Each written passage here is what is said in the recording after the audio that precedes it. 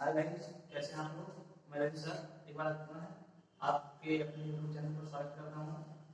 प्यारे बच्चों, जैसा कि हम लोगों ने पार्ट 2 में सेल के बारे में पढ़ा था कि सेल क्या है, सेल की खोज किसने किया, या सबसे बड़ी कोशिका क्या होती है या सबसे छोटी कोशिका क्या होती है। तो आज हम उसी पार्ट को पुनः आगे बढ़ाते हुए आज का सेशन आप स्टार्ट करते हैं। तो आइए सेल के बारे में और डिटेल जानकारी लेते हैं जो बहुत ही महत्वपूर्ण है। बड़े बड़े कॉम्पिटिटिव एग्जाम में या फिर टेंथ में भी अक्सर क्वेश्चन इन्हीं सब चीजों से बनते हैं। तो आइए आपका पार्ट 2 स्टार्ट करते हैं। टॉपिक आपका सेल ही रहेगा। सेल यानी कि कोशिका।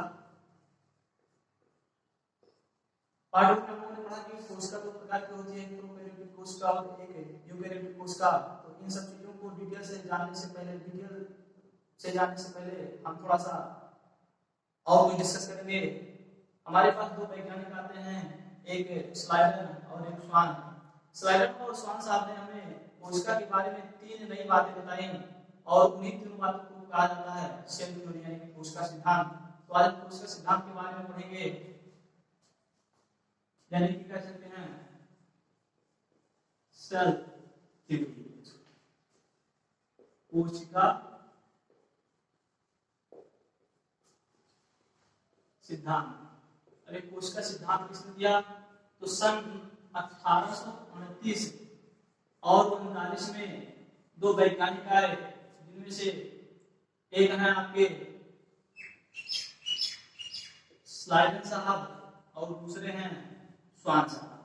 तो सन 1838 और 39 में स्लाइडर और स्वान साहब ने हमें कोशिका के बारे में 3 नई बातें बताई और इन्हीं 3 बातों को कहा जाता है सेल थ्योरी यानी कोशिका सिद्धांत। भैया ये स्लाइडर कौन थे? तो स्लाइडर आपके थे वनस्पति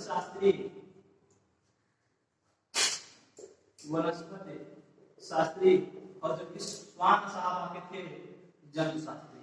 वनस्पति शास्त्री किसे कहते हैं? तो जो पेड़ पौधों के बारे में अध्ययन करते हैं उनको वनस्पति शास्त्री कहते हैं, और जो जीव जंतुओं के बारे में अध्ययन करते हैं उन्हें क्या कहते हैं? तो उन्हें जंतु शास्त्री कहते हैं। तो इस प्रकार कह सकते हैं कि सन 1829 और 39 में स्लाइडर साहब और स्वान साहब ने हमें कोशिका के बारे में 3 नई बातें बताई और इन्हीं 3 बातों को क्या जाना जाता है? कोशिका सिद्धांत कहा जाता है। इसमें से पहला आपका मुख्य है कि सेल यानी कि कोशिका सजीवों की रचनात्मक या संरचनात्मक यानी कि कह सकते हैं स्ट्रक्चरल इकाई। पहली बात मैंने बताई कि कोशिका सजीवों की संरचनात्मक या रचनात्मक इकाई है। दूसरी बात इन्होंने बताया कि सेल यानी कि कोशिका सजीवों की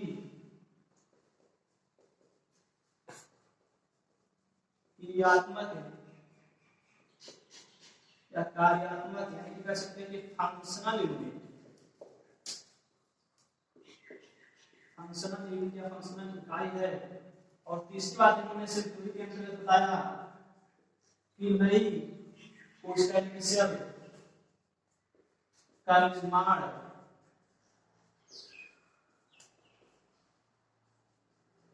तब तक नहीं होगा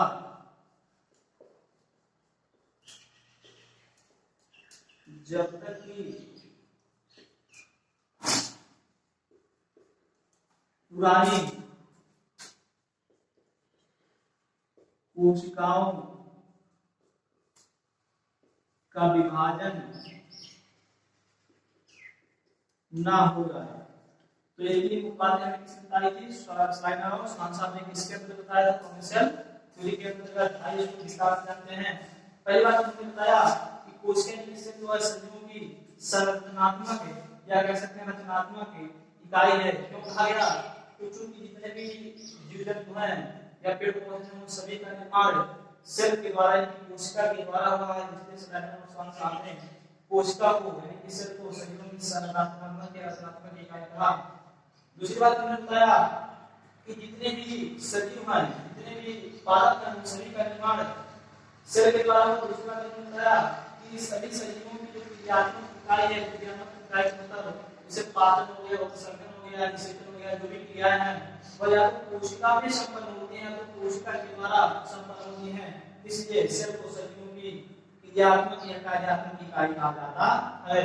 और सेल के अंदर इन्होंने इसकी बात बताई कि नई कोशिकाओं का निर्माण तब तक नहीं होगा जब तक कि पुरानी कोशिकाओं का विभाजन ना हो जाए। अर्थात नई कोशिका तब तक नहीं बनती हैं जब तक कि पुरानी कोशिकाएं आपस में टूटे ना। और साइमन स्वान साहब ने पुरानी कोशिकाओं को कहा था मदर सेल। आपके जो परीक्षा में पूछ लेता है कि मदर सेल का नाम किसने दिया, तो मदर सेल का नाम साइमन स्वान साहब ने दिया। कब दिया? तो 1849 में दिया। और इन कोशिकाओं से जो नई कोशिकाएं बनती हैं उनको इन्होंने कहा था डाटा सेल। तो पुरानी कोशिकाओं को मदर सेल कहा जाता है, और पुरानी कोशिकाएं जब टूटती हैं तो इनसे जो नए सेल बनते हैं इनको क्या कहा जाता है? इनको डाटा सेल कहा जाता है। तो ये आपकी सेल थ्योरी यानी कि कोशिका सिद्धांत। तो कोशिका सिद्धांत किसने दिया? सन 1838 और 39 में स्लाइडर और स्वान साहब ने कोशिका के बारे में हमें 3 नई बातें बताई, और इन्हीं 3 बातों को क्या कहा जाता है? कोशिका सिद्धांत।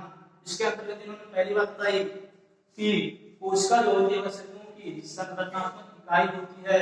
क्यों होती है? तो क्योंकि सारे सजीव जो होते हैं वह कोशिका से मिलकर बने होते हैं। और दूसरी बात इन्होंने बताई कि कोशिका की सेल जो होती है यह सजीवों की क्रियात्मक या कार्यात्मक इकाई होती है। क्योंकि जितने भी जीव जंतु होते हैं उनके द्वारा जो भी क्रियाएं संपन्न होती हैं ना तो कोशिका में संपन्न होती हैं ना तो कोशिका के द्वारा संपन्न होती हैं। इसलिए उन्होंने दूसरी बात बताई कि सेल जो सजीवों की क्रियात्मक या कार्यात्मक इकाई होती है। और तीसरी बात इन्होंने महत्वपूर्ण जो बात बताई वह यह बताई कि पुरानी कोशिकाओं का विभाजन जब होगा तभी नई कोशिकाओं का जन्म होगा। और पुरानी कोशिकाओं को उन्होंने क्या कहा? तो पुरानी कोशिकाओं को उन्होंने मदर सेल कहा, और उनसे जो नई कोशिकाएं उत्पन्न होती हैं उन्होंने इसको नाम दिया डाटर सेल। तो इस प्रकार कोशिका सिद्धांत है। कोशिका सिद्धांत कब दिया गया? तो 1849 में दिया गया। किसने दिया? स्लाइडन और स्वान ने। स्लाइडन कौन थे? वह एक वनस्पति शास्त्री थे, और स्वान साहब कौन थे? स्वान वह एक जंतु शास्त्री थे। अब हम लोग पढ़ेंगे कोशिका कितने प्रकार की होती है। तो हम कह सकते हैं कि रचना या क्षेत्र के आधार पर कोशिका जो होती है आपके 2 प्रकार की होती है। एक प्रोकैरियोटिक कोशिका और दूसरा यूकैरियोटिक कोशिका। तो हम कह सकते हैं कि रचना या केंद्रक के आधार पर जो आपकी सेल होती है कोशिका वह 2 प्रकार की होती है। एक आपका प्रोकैरियोटिक कोशिका यानी कि प्रोकैरियोटिक सेल, और दूसरा आपका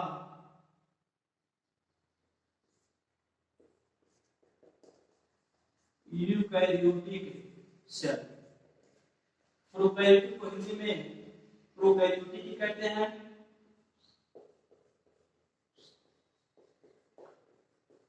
यूकैरियोटिक कोशिका, और दूसरा का जो होता है आपका यूकैरियोटिक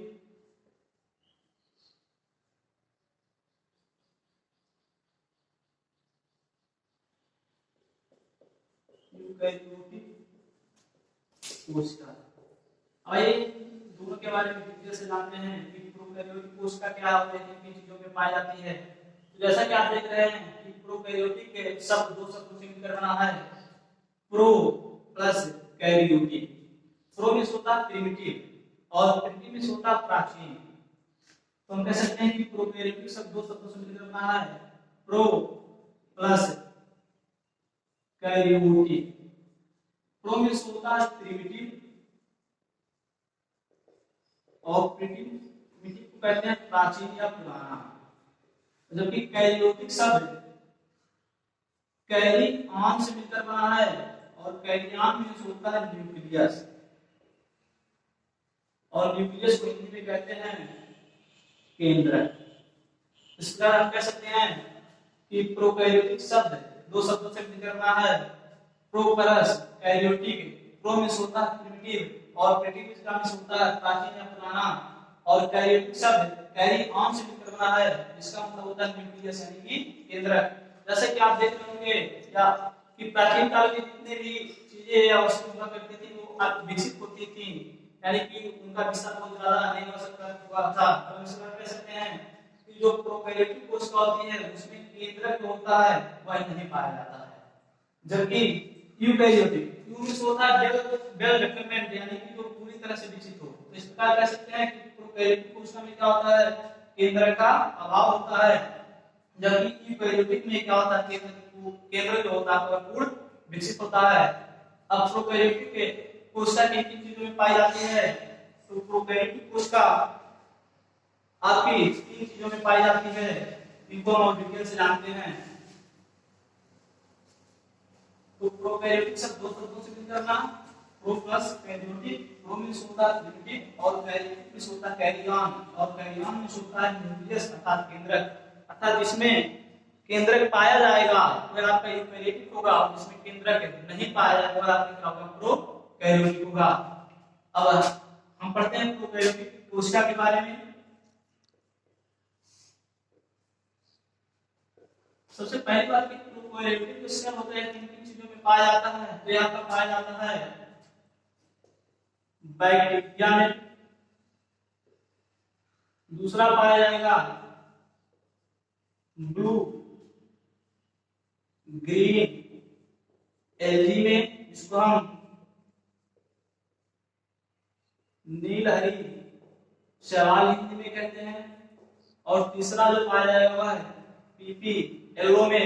पिछले वीडियो में मैंने आपको बताया था कि पीपी येलो का पूरा नाम क्या होता है, तो एक बार मैं फिर से रिपीट कर देता हूं कि पीपी येलो का पूरा नाम क्लोरो निमोनिया लाइक ऑर्गेनिज्म होता है, जो समस्त जीवों में सबसे छोटी कोशिका भी होती है। तो इस प्रकार कह सकते हैं कि प्रोकैरियोटिक कोशिका जो है तीन चीजों में पाई जाती है, बैक्टीरिया में, ब्लू ग्रीन एल्गी में और पीपी येलो में, और इन तीनों को छोड़कर समस्त जीवों में, समस्त जीवों में या कह सकते हैं पादपों में, पादप इस पौधा उन सभी में क्या पाया जाता है, तो यूकैरियोटिक सेल पाया जाता है। तो हमने अभी तक जाना कि प्रोकैरियोटिक सेल किन किन चीजों में पाया जाता है, प्रोकैरियोटिक सेल आपका बैक्टीरिया, ब्लू ग्रीन एल्गी या पीपी येलो में पाया जाता है, और इन तीनों को अगर हम छोड़ दें तो समस्त जीवों में या पादपों में क्या पाया जाएगा, तो आपका यूकैरियोटिक सेल पाया जाएगा।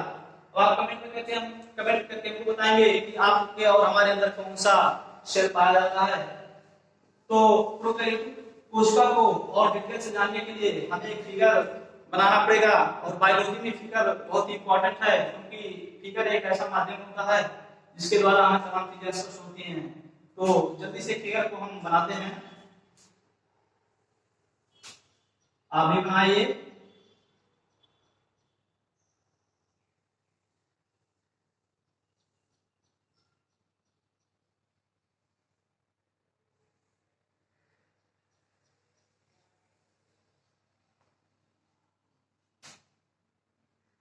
ये हम प्रोकैरियोटिक सेल का फिगर बना रहे हैं, जिसमें से ये आपका सबसे ऊपर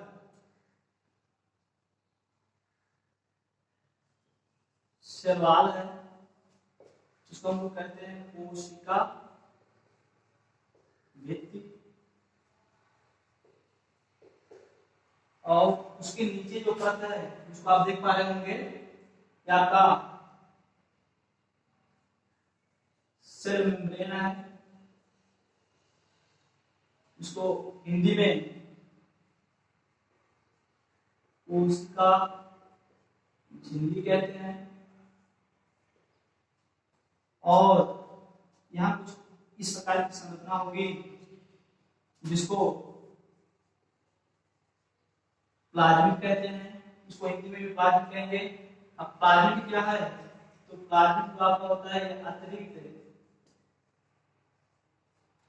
आनुवांशिक पदार्थ होता है, और यहाँ आपका कुछ इस आकार का एक छोटा फिगर होगा जिसको राइबोसोम कहते हैं। और ये है, और यहाँ आप देख रहे हैं कि ये आपका प्लाज्मिड है। प्लाज्मिड क्या, तो प्लाज्मिड वास्तव में अतिरिक्त अनुवांशिक पदार्थ है। और ये आपका राइबोसोम है। राइबोसोम इसमें जो पाया जाएगा वह 70 का पाया जाएगा।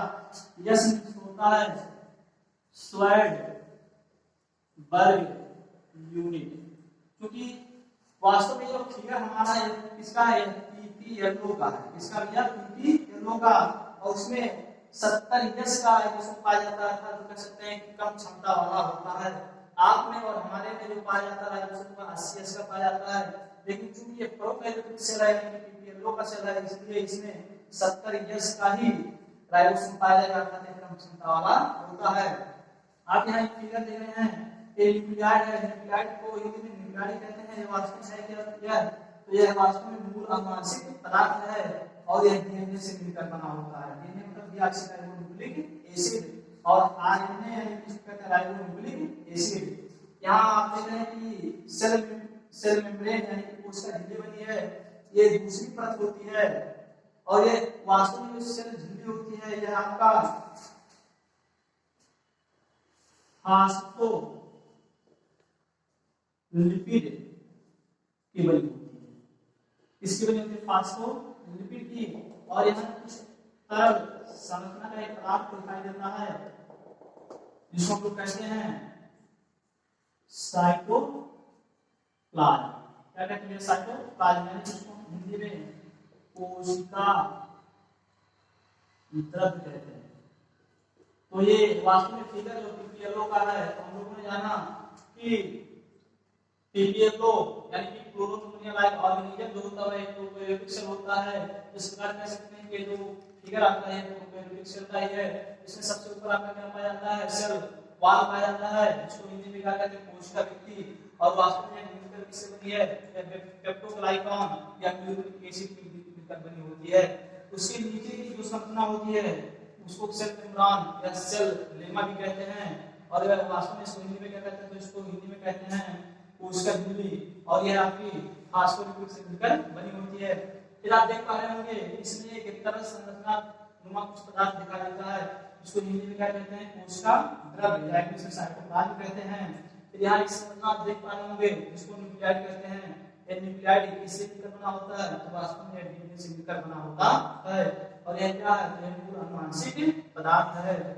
आप यहाँ देख रहे हैं एक छोटी सी संरचना जिसको राइबोसोम कहते हैं। और यह राइबोसोम कितने इसका होता है, तो 70 इसका होता है, क्योंकि कम क्षमता वाला होता है। यह सॉफ्टवेयर वर्ग यूनिट होता है। फिर आप यहाँ एक प्लाज्मिड का फिगर देख रहे होंगे। ये प्लाज्मिड क्या होता है, ये अनुवांशिक अतिरिक्त अनुवांशिक पदार्थ होता है जो न्यूक्लियाइड से ही टूटकर बना होता है। तो आज के लिए बस इतना ही। आगे की वीडियो में हम डिस्कस करेंगे प्रोटोप्लाज्म के बारे में, या साइटोप्लाज्म के बारे में, या न्यूक्लियाइड के बारे में, सब चीजों के बारे में तमाम हम डिटेल से पढ़ेंगे। आज के लिए इतना ही।